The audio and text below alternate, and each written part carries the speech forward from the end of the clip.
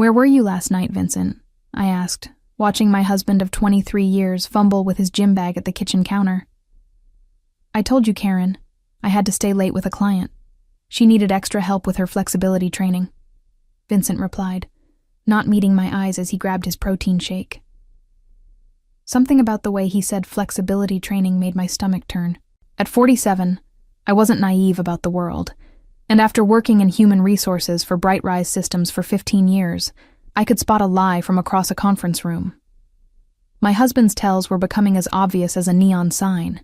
The way he avoided eye contact, the nervous clearing of his throat, and most tellingly, the faint scent of vanilla perfume that definitely wasn't mine clinging to his workout clothes. "That's 3 nights this week, Vince. Business must be booming at Sundale Fitness," I said, stirring my coffee with deliberate calm. Vincent, at 52, had always been proud of his physique. Even now, his graying temples and laugh lines couldn't hide the fact that he still turned heads at the gym, where he worked as a personal trainer. But lately, those heads he was turning seemed to be getting younger and younger, and his explanations were getting thinner and thinner. "You know how it is. Summer's coming. Everyone wants to get in shape," he said, kissing my forehead in that perfunctory way that had replaced real affection years ago. "Besides, the extra money will help with the house payments." I watched him leave through the kitchen window, his pickup truck rumbling to life in our driveway in Phoenix, Arizona. The desert sun was already blazing at 8 in the morning, promising another scorching day. As Vincent backed out, I noticed something that made my blood run colder than our air conditioning. He was humming. Vincent never hummed unless he was genuinely happy about something, and it sure wasn't because of our morning conversation. That evening, I decided to do a little investigation of my own. While Vincent showered, I slipped outside to his truck. The summer heat still radiated from the metal, making me squint as I opened the driver's side door. The interior smelled like his cologne mixed with something sweeter, more feminine. I ran my hands under the seats, checking the glove compartment, looking for anything that might confirm my growing suspicions. That's when my fingers closed around something small and tube-shaped wedged under the driver's seat. I pulled it out and stared at it in the dim light from the garage. Personal lubricant. The expensive kind. The kind Vincent and I definitely didn't use anymore, since our intimate life had become as dry as the Arizona landscape around us. My hands trembled slightly as I held the evidence of what I already knew in my heart. I sat in my car in the garage for several minutes, staring at the tube in my hands. 23 years of marriage, and this is what it had come to. I thought about all the signs I had ignored. The new clothes, the sudden interest in protein supplements that promised to boost energy and vitality, the way he started doing extra laundry and taking longer showers. Vincent had always been charming. That's what attracted me to him when we met at a community college fitness class in 2001. I was 24, fresh out of my human resources degree program, and he was 29, already working as a trainer with dreams of opening his own gym someday.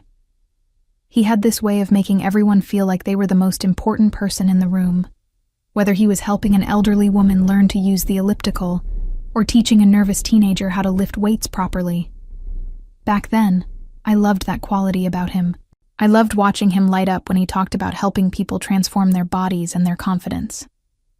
We got married 2 years later in a small ceremony at a resort in Sedona, surrounded by red rocks and big dreams. For years, we talked about having children, maybe buying a bigger house, possibly even that gym he always wanted. But somewhere along the way, those dreams faded. The gym never materialized because Vincent could never save enough money or commit to a business plan. The children never came because we could never agree on timing. And then suddenly we were in our 40s, and the conversation just stopped happening. The bigger house remained a fantasy, as we struggled with the mortgage on our modest 3-bedroom ranch in a decent neighborhood near Camelback Mountain. I started to notice changes about 6 months ago.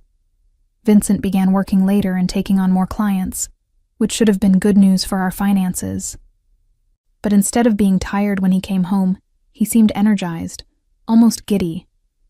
He started buying new workout clothes, expensive ones from brands I'd never heard of.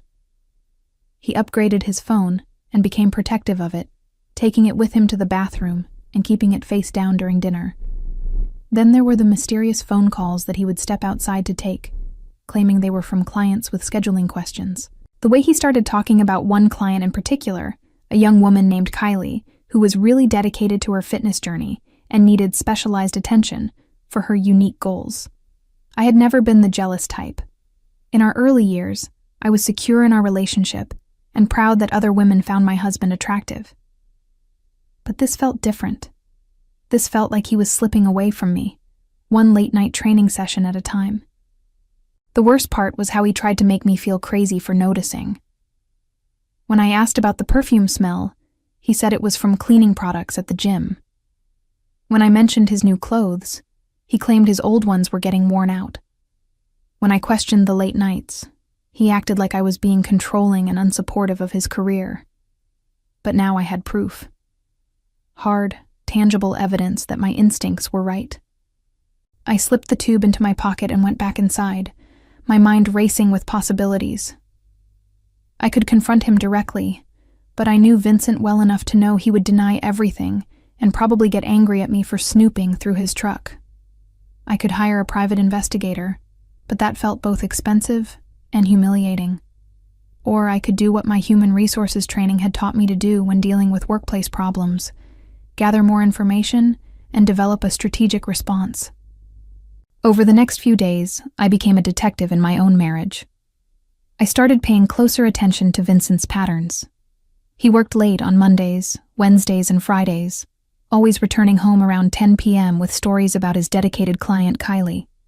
He was always freshly showered when he got home, claiming the gym's facilities were better than ours. His phone buzzed constantly with what he said were fitness app notifications. I also did some social media investigation. It didn't take long to find Kylie Morrison on Instagram. 23 years old, blonde, with the kind of artificially enhanced curves that required both good genetics and a skilled surgeon. Her profile was full of gym selfies and inspirational quotes about living your best life and age is just a number. She had recently started posting videos of her workouts, always filmed from flattering angles that showed off her technique and her trainer's strong hands guiding her form. The trainer was clearly Vincent, though his face was usually just out of frame. But I recognized his voice giving encouragement, his laugh when she made jokes, and especially his hands. I had been married to those hands for over 2 decades. The videos were posted on Monday, Wednesday, and Friday evenings, always around the same time Vincent was supposedly helping with her flexibility training. The comments were full of fire emojis and thirsty responses from men asking about personal training availability.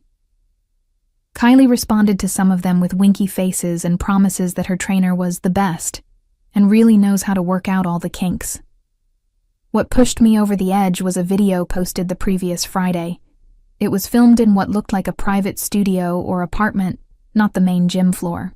Kylie was doing stretches that seemed more appropriate for an adult entertainment website than a fitness routine, and Vincent's voice could be heard clearly in the background saying, "That's perfect, baby.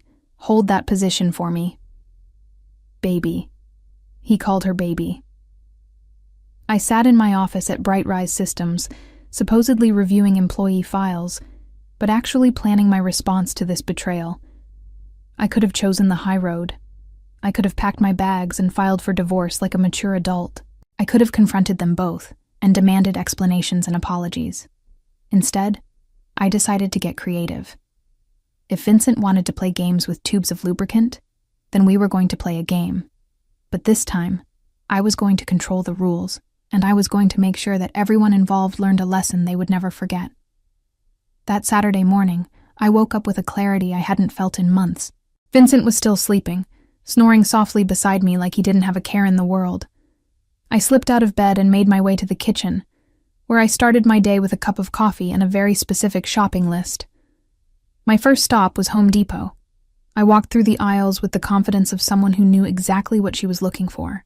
In the adhesives section, I found what I needed: Gorilla Glue professional grade, the kind that creates an instant, permanent bond that can only be separated with industrial solvents or, in extreme cases, medical intervention. The teenage cashier barely looked up as he rang up my purchase. "Working on a project?" he asked with the polite disinterest of someone making minimum wage. "You could say that," I replied, smiling sweetly. "Something that needs to stick forever." My second stop was a medical supply store where I purchased a large syringe, the kind used for administering medications to livestock. The clerk asked if I had horses, and I told her I was helping a friend with her ranch animals. Another small lie in what was becoming a very strategic operation.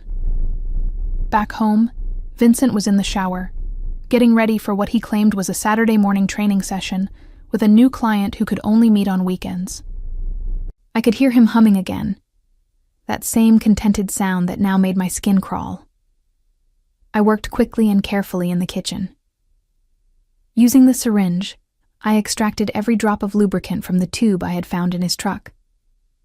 Then, with the precision of someone who had spent years managing employee benefits and workplace safety protocols, I refilled it with the Gorilla Glue. The consistency was remarkably similar, and the tube resealed perfectly. Unless someone squeezed it out and examined it closely, they would never know the difference. I wiped down the tube, removing any fingerprints, and slipped it back under Vincent's driver's seat exactly where I had found it. My heart was pounding with a mixture of adrenaline and satisfaction. This wasn't just about catching a cheater. This was about ensuring that the consequences of his actions would be immediate, undeniable, and unforgettable. Vincent emerged from the shower looking like he was heading to a photo shoot instead of a training session. He had trimmed his beard, used the expensive cologne I had bought him for Christmas, and was wearing workout clothes that probably cost more than my car payment. "Big session today?" I asked innocently, not looking up from my morning crossword puzzle. "Yeah, this new client is really motivated. Might take a few hours," he said, checking his reflection in the hallway mirror one more time. "Well, you certainly look motivated too," I said, allowing just a hint of sarcasm to creep into my voice. He kissed the top of my head, the same perfunctory gesture he had been giving me for months. "Love you, babe. Don't wait up if I'm late." I watched him leave, and as soon as his truck disappeared down the street, I put the second phase of my plan into motion. I called Vincent's mother, Doris, who lived about 20 minutes away in Scottsdale. "Doris, it's Karen. Are you busy today? I was thinking we could have a girls' day. Maybe brunch and pedicures." Doris was delighted. At 74, she didn't get as many social invitations as she used to, and she had always liked me better than Vincent probably deserved. She had been making subtle comments lately about how Vincent seemed different, and how she hoped he was treating me well. "That sounds wonderful, honey. Should I pick you up?" "Actually, I'll come get you. I need to get out of the house for a while." Perfect. This would establish my alibi and ensure that I was nowhere near the scene when Vincent and his flexibility student discovered my little modification to their afternoon plans. I picked up Doris at noon, and we headed to a trendy brunch spot in Old Town Scottsdale. She was wearing one of her colorful pantsuits and had clearly put effort into her appearance, excited for our outing. As we settled into our booth, I felt a twinge of guilt about involving her in my revenge plot, even indirectly. But I also knew that if my plan worked, she would eventually learn the truth about her son's behavior anyway. "You look lovely today, Karen, but you seem a little tense. Is everything all right with you and Vincent?" Doris asked, studying me over her reading glasses as she perused the menu. "Oh, you know how it is. Marriage has its ups and downs," I said, taking a sip of my mimosa. "Vincent's been working a lot lately. Lots of new clients who need extra attention." Doris said, and something in her tone made me look up. "He's always been popular with the ladies, even as a boy. Sometimes I worry that he inherited too much of his father's charm and not enough of his sense." This was the most direct Doris had ever been about Vincent's character flaws, and it surprised me. I had always assumed she was blind to her son's faults the way most mothers are. "Has he said anything to you about his work lately?" I asked carefully. He mentioned some young woman who's been taking up a lot of his time. Said she was very dedicated but needed specialized training. Doris paused, then added with a knowing look. I've been around long enough to know what specialized training usually means when it comes to pretty young women and men going through midlife crises. I nearly choked on my mimosa. Doris. Oh, honey, I'm not blind. Vincent's father went through the same thing when he turned 50. Started buying sports cars and dating his secretary. She reached across the table and patted my hand. The difference is, you're not the kind of woman who will put up with that nonsense, and Vincent's not smart enough to realize what he's about to lose. We spent the next 2 hours talking about everything, except Vincent's infidelity, though it hung in the air between us like desert heat. Doris told me stories about her late husband's indiscretions, and how she had handled them with a combination of dignity and strategic revenge that impressed me more than I cared to admit. The key, she said, as we walked to the nail salon, is to make sure the punishment fits the crime and that they learn something from it. Men like Vincent and his father think they're so clever, but they're really just predictable. At 3 p.m., as we were having our toenails painted in matching shades of coral pink, my phone buzzed with a text from Vincent. Session running long. Probably won't be home until late. Don't wait up. I showed the message to Doris, who rolled her eyes. Right on schedule, she said. His father used to send me the exact same kinds of messages. I felt a strange sense of calm wash over me as I stared at my phone. By now, Vincent and Kylie were probably well into their flexibility training session. I imagined them in whatever private location they had been using for their encounters, thinking they were so clever and discreet. I pictured Vincent reaching for his special lubricant, confident in his routine, completely unaware that his wife had turned his tool of infidelity into an instrument of justice. You know what, Doris? I said, settling back in my pedicure chair. I think today is going to be a very good day. She smiled at me with the satisfaction of a woman who had seen this story before and knew exactly how it was going to end. By 4 p.m., Doris and I were browsing through an antique shop in Old Town, admiring vintage jewelry and sharing stories about our younger days. The afternoon was proceeding exactly as I had planned. A perfect alibi filled with receipts, witnesses, and timestamps that would prove I was nowhere near the scene of what I hoped was about to unfold. My phone buzzed again.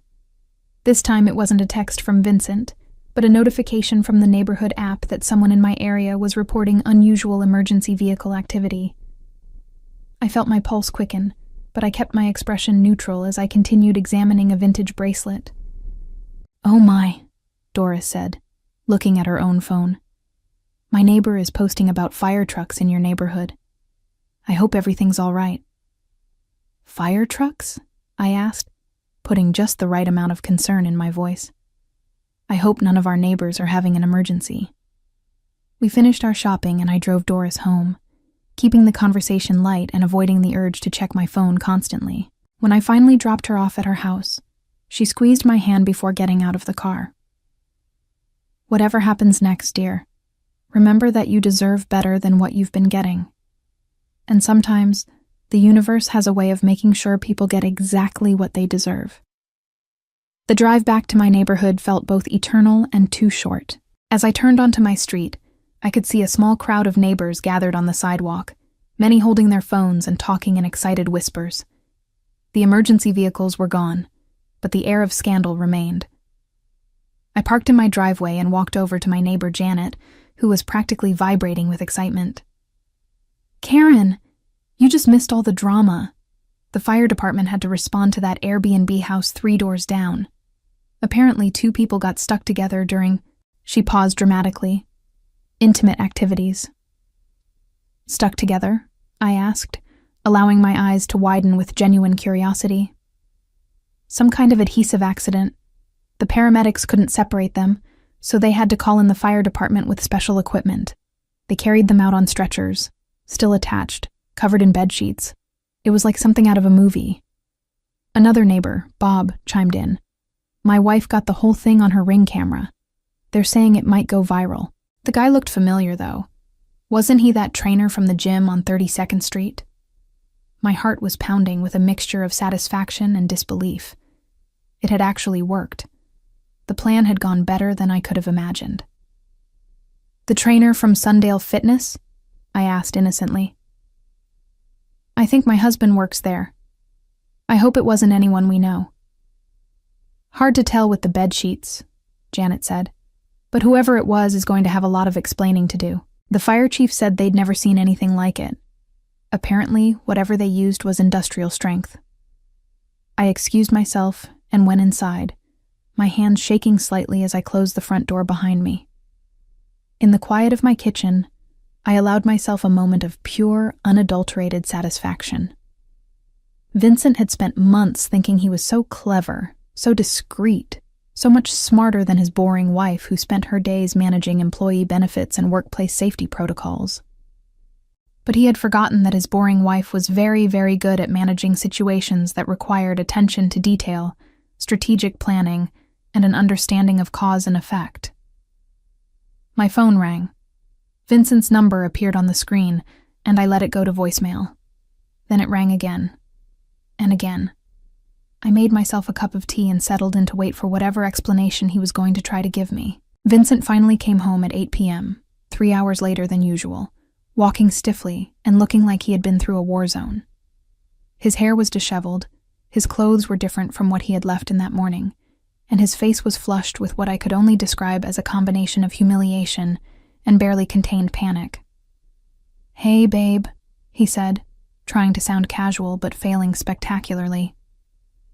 "How was your day with my mom?" "Wonderful," I replied, not looking up from my book. "We had brunch, got pedicures, did some shopping. Very relaxing. How was your training session?" I watched him struggle with how much to tell me. His jaw worked silently for several moments before he settled on. "It was challenging. Had to cut it short because of an emergency." "Oh no, what kind of emergency?" I asked with perfect concern. "I hope your client is okay." She'll be fine. Just a minor accident at the gym. Nothing serious." The beauty of Vincent's situation was that he couldn't tell me the truth without admitting to his affair, but he also couldn't come up with a believable lie that would explain why he looked like he had been through a medical emergency. He was trapped between his infidelity and his pride, and watching him squirm was more satisfying than I had anticipated. "That's terrible. What kind of accident?" I pressed gently. "Just equipment malfunction. The gym is handling it. Insurance and all that." He was sweating now, despite our air conditioning. "I'm going to take a shower." "Good idea," I said sweetly. "By the way, Janet mentioned there was some excitement in the neighborhood today. Fire trucks and ambulances at that Airbnb house down the street. Some kind of unusual emergency." Vincent froze halfway to the bathroom, his face going pale. "Really? Huh. Didn't hear about that. She said 2 people got stuck together somehow. Can you imagine? What are the odds of something like that happening on the same day you had an equipment malfunction at work?" The look on Vincent's face was priceless. Pure terror mixed with the dawning realization that his wife might know more than she was letting on. Over the next few days, the full scope of the disaster became clear. The Ring camera footage had indeed gone viral, racking up millions of views across social media platforms. While Vincent and Kylie's faces weren't clearly visible due to the bedsheets, enough identifying details were shown that people in the local fitness community quickly figured out who they were. Sundale Fitness fired Vincent immediately, citing a morals clause in his employment contract and the negative publicity affecting their business. Several of his other clients canceled their sessions, not wanting to be associated with the scandal. Kylie, who had been building a social media following as a fitness influencer, found her comments sections flooded with jokes about being stuck on her trainer and getting really bonded during workouts. The local news picked up the story as a humorous human interest piece, though they were careful not to name names. The anchor delivered the report with barely suppressed laughter, describing it as a cautionary tale about reading labels carefully, and proof that some workout equipment requires professional handling. Vincent tried to maintain his innocence for exactly 3 days before the weight of evidence and social media humiliation broke him down. He confessed everything while I sat at our kitchen table, drinking coffee and listening with the patience of someone who already knew every detail he was about to share. It just happened, Karen. I didn't plan it. She was just so young and enthusiastic, and you and I had been distant for so long, and she made me feel like I was still attractive and vital. And the lubricant under your truck seat? I asked calmly. His face crumpled. How long have you known? Long enough to make an informed decision about our marriage, I replied, sliding the divorce papers across the table toward him. The satisfaction of watching him realize that his betrayal had been discovered, documented, and systematically punished was worth every moment of planning I had put into this revenge. Vincent's affair, and the humiliating circumstances of its exposure, cost him far more than just his marriage. Word spread quickly through Phoenix's tight-knit fitness community, making it nearly impossible for him to find work as a personal trainer. He eventually took a job at a big-box store, stocking shelves for a fraction of his previous income. Kylie deleted her social media accounts and moved back to Ohio to live with her parents, her influencer dreams destroyed by memes and mockery. The viral video followed both of them everywhere, a permanent reminder of their poor choices and their underestimation of a woman they thought was too boring to fight back. They had learned, in the most public way possible, that actions have consequences, and that sometimes those consequences come with industrial-strength adhesive. I kept the house in the divorce settlement and used my share of Vincent's retirement account to finally take that trip to Italy I had always wanted. As I sat in a cafe in Rome, watching the sunset over ancient streets and sipping wine that cost more than Vincent's daily wages, I reflected on the strange journey that had brought me to this moment of peace. Sometimes revenge isn't about destruction. It's about precision, patience, and ensuring that justice is served with just the right amount of permanent adhesive.